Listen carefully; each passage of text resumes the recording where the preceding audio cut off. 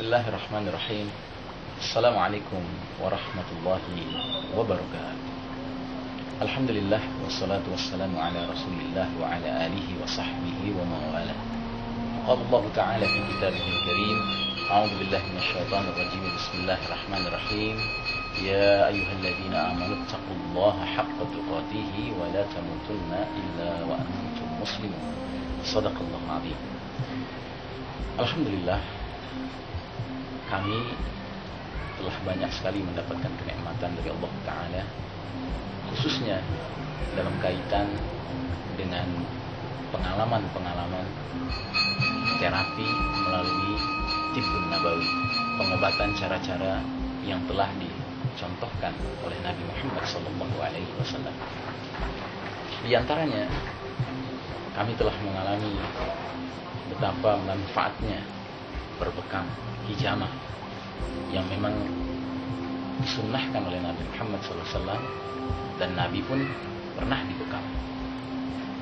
Berbekam pelan tetapi pasti semakin tersosialisasi, semakin populer di kalangan masyarakat kita, dan ini adalah satu perkara yang patut kita syukuri, sebab masih banyak orang di luar sana, terutama para praktisi medis modern, yang meragukan berbekam ini.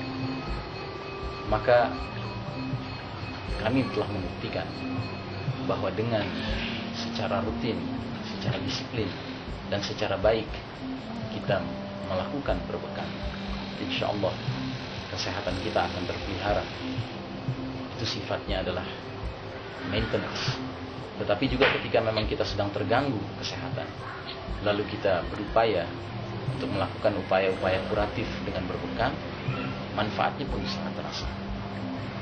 Dan berbekam ini, sebagaimana ajaran Islam lainnya, adalah satu sunnah Rasul yang sesungguhnya tidak sulit untuk dikerjakan oleh seorang muslim, asalkan dia mau belajar dan dia bersungguh-sungguh ingin melatih diri melakukannya. Sebab kalau seandainya dia sangat sulit, maka sudah barang tentu alangkah anehnya kalau Nabi justru menganjurkan kita untuk berbekam. Saudara sekalian rahimakumullah, di samping itu banyak lagi bentuk-bentuk Tibbun Nabawi lainnya yang bisa kita rasakan khasiatnya. Di antaranya misalnya Nabi Muhammad SAW menyatakan dalam sebuah hadis manfaat khasiat dari habbatus sauda atau jintan hitam.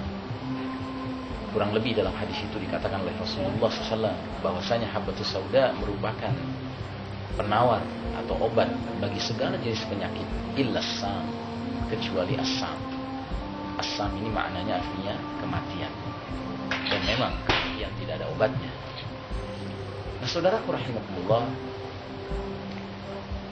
kita sebagai seorang muslim sangat perlu untuk berkenalan dengan Tibbun Nabawi. Bahkan lebih jauh daripada itu, kita sangat perlu untuk merasakan manfaat dari Tibbun Nabawi, pengobatan cara Nabi. Mengapa? Karena dewasa ini, kita yang hidup di zaman yang penuh fitnah ini, yang bahkan seorang penulis muslim berkebangsaan Inggris bernama Ahmad Thompson menyebutnya sebagai sebuah sistem Dajjal, maka kita harus waspada, karena tidak ada satupun aspek hidup kita dewasa ini kecuali telah dirasuki oleh Dajjalic values, nilai-nilai Dajjal. Termasuk tanpa kecuali adalah dalam aspek medis, aspek pengobatan. Sehingga Ahmad Thompson di dalam bukunya Sistem Dajjal menyatakan bahwasanya sistem medis Dajjal, sistem medis modern, memiliki paradigma yang sangat berbeda dengan paradigma Tibbun Nabawi, pengobatan cara Nabi. Sebagai contoh saja, di dalam Tibbun Nabawi kita mengetahui bahwa berbagai obat-obatan yang Rasulullah SAW dan para sahabat radhiyallahu anhum ajma'in manfaatkan merupakan obat-obat yang alami. Sehingga ada satu riwayat di dalam kitab Tibbun Nabawi karya Ibnul Qayyim yang menyebutkan pernah Nabi Muhammad SAW suatu ketika sakit, lalu kemudian dikirimlah tabib dari Mesir Yang mana ketika tabib itu tiba di kota Madinah, Nabi tidak begitu saja rela dirinya diterapi sebelum meminta para sahabat untuk memeriksa apa obat-obatan yang dibawa oleh tabib ini. Ternyata begitu ketahuan bahwa obat-obatan yang dibawanya adalah farmakopea atau obat-obatan kimiawi, Nabi SAW kemudian menyatakan, kami adalah suatu kaum yang tidak berobat dengan obat-obatan farmakopea. Nah, justru sebenarnya di dalam medis modern dewasa ini, obat-obatan kimia lah yang menjadi andalan utama. Dan karena obat-obatan kimia begitu diandalkan, kita pun sadar, bahkan para insan medis pun sadar bahwa sebenarnya side effects yang timbul dari obat-obatan ini sangatlah dahsyat, sangatlah bersifat destruktif. Tetapi kemudian banyak orang yang sudah sampai ke tahap berkata, habis mau bagaimana lagi? Ini kan realitanya begitu. Sudah, kita realistis saja.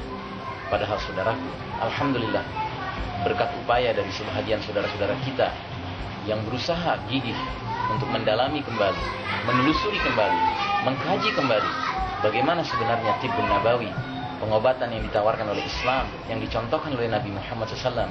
Kita pun sekarang menemukan alternatif yang insya Allah, jika semua ini terus dikembangkan dengan kesungguhan dan rasa tanggung jawab untuk mengejar ridha Allah Ta'ala dan memberikan manfaat perbaikan kepada masyarakat luas, mudah-mudahan akan luar biasa menjadi solusi daripada kita terus-menerus terima saja untuk diobati dengan obat-obat yang pada hakikatnya justru semakin merusak apa-apa yang ada dalam diri kita. Atau contoh lainnya misalnya, paradigma pengobatan modern yang sedemikian rupa berusaha keras untuk menyembuhkan orang dan memanjangkan usia manusia di dunia ini, akhirnya ada suatu tindakan yang sifatnya zalim dilakukan kepada pasien dan keluarga pasien. Sebagai contoh misalnya, jika seorang pasien sudah sedemikian gawat, maka di dalam sistem medis modern, dia harus dimasukkan ke dalam ruangan yang bernama ICU, Intensive Care Unit. Dan bila dia sudah dimasukkan ke dalam ICU dengan berbagai instrumen-instrumen medis yang diletakkan di dalam tubuhnya, maka keluarganya mengalami deprivasi, mengalami pengurangan bahkan penghapusan hak untuk mengunjunginya. Padahal dalam keadaan seperti itu, justru pasien sangat membutuhkan didampingi oleh keluarganya. Bahkan boleh jadi dia sudah membutuhkan untuk dibimbing dengan talqin. Tetapi dengan dalih ingin memperpanjang usia seseorang, maka keluarganya dihalang-halangi dari memberikan hak, bahkan kewajiban mentalkinkan saudaranya yang sudah dalam keadaan payah itu. Nah, oleh karenanya di dalam tibbun nabawi kita memahami bahwa sebenarnya antara penyakit dengan kematian tidak otomatis memiliki korelasi. Sehingga jika kita melihat seseorang sudah sangat payah, kemudian kita memandang alangkah baiknya orang ini sudah mulai kita bimbing dengan tauhid, dengan kalimat tauhid, dengan talqin, itu bukan berarti kita mengharapkan kematiannya disegerakan, tidak. Tetapi kita mengharapkan orang ini jangan sampai meninggalkan dunia tanpa bimbingan kalimat thayyibah.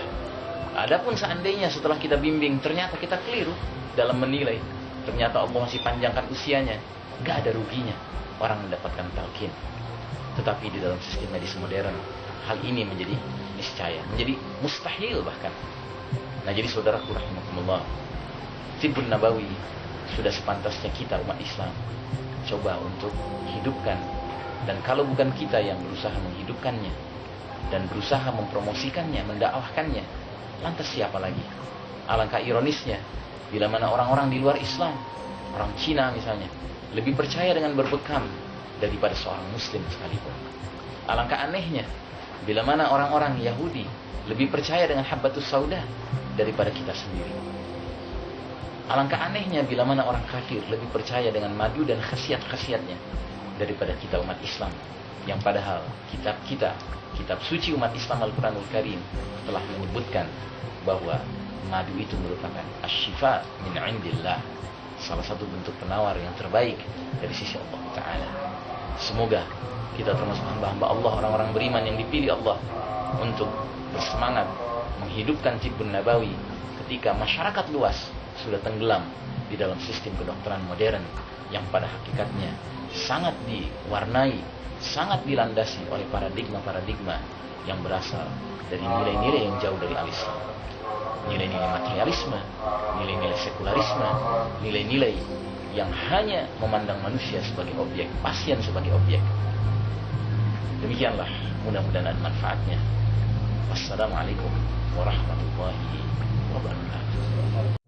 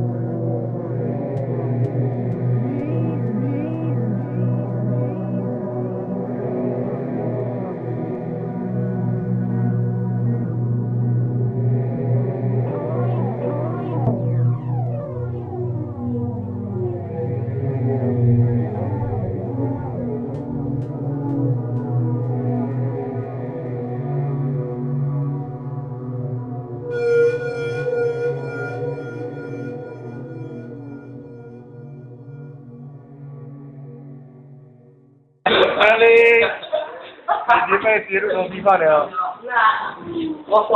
找地方。YouTube. Tadi juga pergi tengok YouTube. Saya betul-betul alumni. Bagus.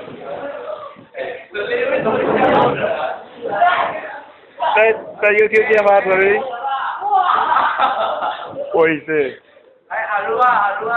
Soal tadi ada.哇，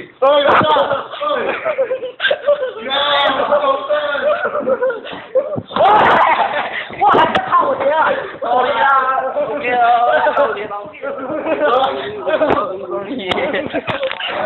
我就讲这个地方怎么收当收益。好了，没。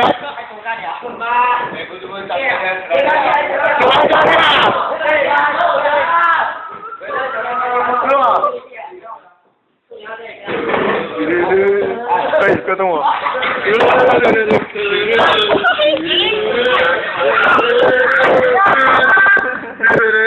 来，我们把他脚也赶起来。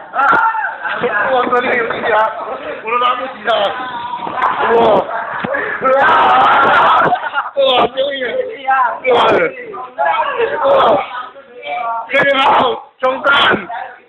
哇！对对，我看他什么呀？给他点了点，给他出拿出来，中弹，到位。哎，快点让录像把声音死掉。我也是，很好。哎，开你个。